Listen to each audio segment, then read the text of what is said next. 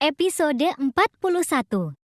Jangan coba-coba kamu lakukan itu, atau aku akan membuktikan kalau aku mampu melenyapkan perusahaan yang kamu pimpin sekarang, ucap Brian sangat amat kesal dengan emosi yang siap meledak. Buktikan saja kalau kamu memang bisa, tapi sebelum kamu bisa membuktikan ucapanmu itu, maka desa kelahiran almarhumah mamamu sudah aku ratakan dengan tanah. Sebaiknya jangan membuang waktu lagi, aku tunggu kabar baik ini dari adikmu. Segera jemput dia ke bandara dalam waktu kurang dari 40 menit. Jika kamu tidak datang juga, maka kamu akan tahu apa akibatnya. Kamu pasti tahu kalau aku tidak pernah main-main dengan apa yang aku ucapkan. Sambungan panggilan pun terputus setelah Davidson berucap kata-kata itu. Brian yang kesal langsung saja berteriak sambil membanting ponsel milik Pak Hadi. "Brian," Tania memanggil. "Tuan muda," ucap Pak Hadi tanpa tahu harus berbuat apa. Pak Hadi hanya bisa pasrah saat melihat benda persegi panjang miliknya tergeletak di atas rumput hijau taman tersebut. Ia tidak tahu harus berkata apa, karena ia juga tidak tahu bagaimana keadaan benda tersebut. Setelah menjadi sasaran amarah dari orang yang benar-benar sedang marah. "Brian, tenang," Kania berucap dengan nada sangat lembut dan pelan. Kania juga berjalan mendekat untuk menenangkan hati Brian yang sekarang benar-benar terbakar emosi. "Brian, dengarkan aku, jangan ikuti rasa kesal yang ada dalam hatimu saat ini," ucap Kania sambil membelai pelan lengan Brian yang tertutup jas hitam tersebut. "Cobalah melawan rasa kesal itu dan tenangkan hatimu. Karena marah dan emosi tidak akan menyelesaikan masalahmu." "Lalu apa yang harus aku lakukan, Kania?" "Aku tidak ingin mengikuti apa yang laki-laki tua itu katakan. Tapi sayangnya aku tidak bisa." "Brian, jangan berkata seperti itu. Walau bagaimanapun, dia adalah papamu. Kamu tidak bisa membencinya. Walau bagaimanapun juga, kamu bisa bicara seperti itu, Kania, karena kamu tidak berada di posisi aku dan tidak merasakan apa yang sedang aku rasakan saat ini. Jika kamu berada di posisi aku, maka aku yakin kamu juga akan melakukan hal yang sama, membenci orang yang darahnya mengalir di dalam dirimu." Kania tidak langsung menjawab, Willa malah tersenyum sambil menatap sendu wajah Brian. "Kamu bilang aku tidak berada di posisi kamu, Brian. Kamu salah. Aku dan kamu mungkin sedang berada di posisi yang sama dengan nasib yang hampir sama.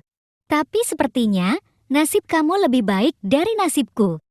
Kamu masih bisa hidup senang walau ditekan dan diancam, sedangkan aku dari kecil sampai aku dewasa seperti saat ini, aku hanya tidak merasakan yang namanya ketenangan dan adanya kasih sayang, apalagi setelah aku kehilangan mamaku.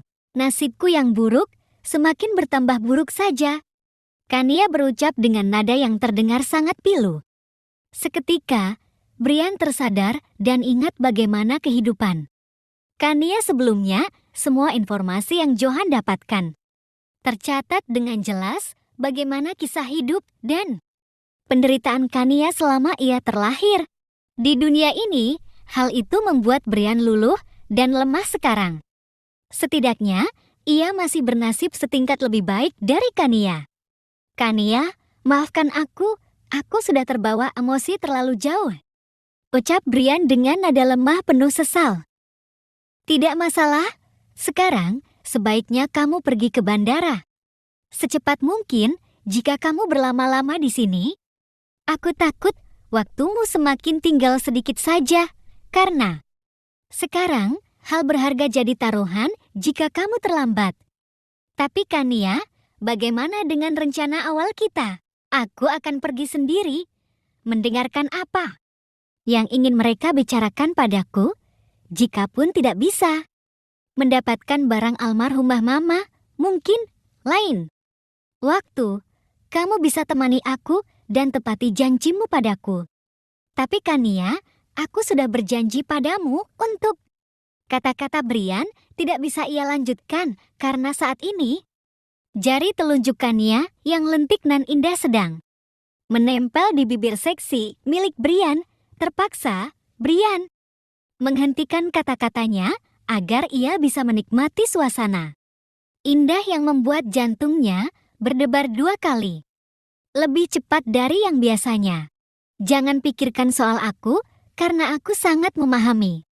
Apa yang kamu rasakan saat ini jika kamu kehilangan sesuatu yang paling berharga dalam hidupmu? Maka aku yang akan merasa sangat bersalah. Karena semua itu gara-gara aku, maka aku tidak akan bisa memaafkan diriku sampai kapanpun. Kania. Brian, jangan lupa soal nasib kita sama. Aku dan kamu sama-sama sedang memperjuangkan sesuatu yang paling berharga dalam hidup kita masing-masing. Jadi tolong, dengarkan apa yang aku katakan.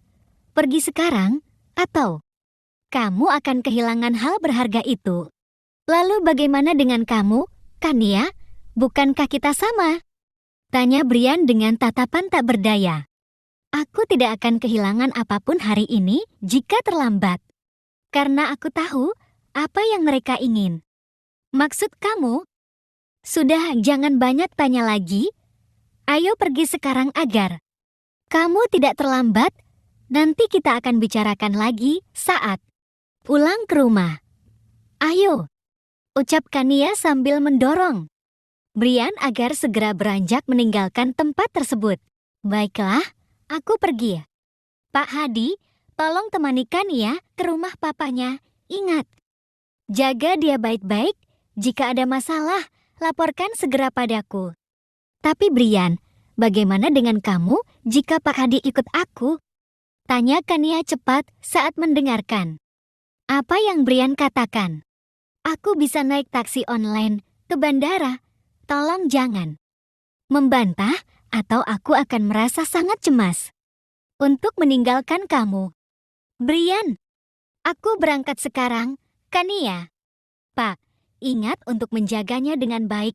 Aku tidak ingin dia kenapa-napa dan dapat masalah saat berada di rumah. Papanya, jika ia dapat masalah, maka Pak Hadi juga akan dapat masalah. Baik Tuan, saya akan menjaga Nona Kania dengan sangat baik. Tuan muda tidak perlu cemas. Terima kasih banyak. Brian ingin beranjak meninggalkan tempatnya, namun langkah kaki Brian seperti sedang tertahan oleh sesuatu. Ia kembali menoleh ke arah Pak Hadi. Oh ya, soal ponsel Pak Hadi yang aku lempar tadi. Nanti akan aku gantikan dengan yang baru. Kita akan bahas ini setelah pulang ke villa. Tidak perlu dipikirkan Tuan muda, Bapak yakin. Kalau ponsel itu tidak apa-apa. Tidak masalah, yang penting nanti kita bahas setelah pulang ke villa. Ya sudah, aku pergi duluan. Titip istriku untuk Pak Hadi jaga. Baik Tuan muda, hati-hati. Kania, jaga dirimu. Ingat, kalau kamu sekarang adalah istri Tuan muda Aditama. Jangan takut dengan ancaman mereka. Sudahlah, ayo pergi sekarang. Hati-hati di jalan. Kania tersenyum manis pada Brian. Brian membalas senyum itu lalu beranjak meninggalkan taman tersebut.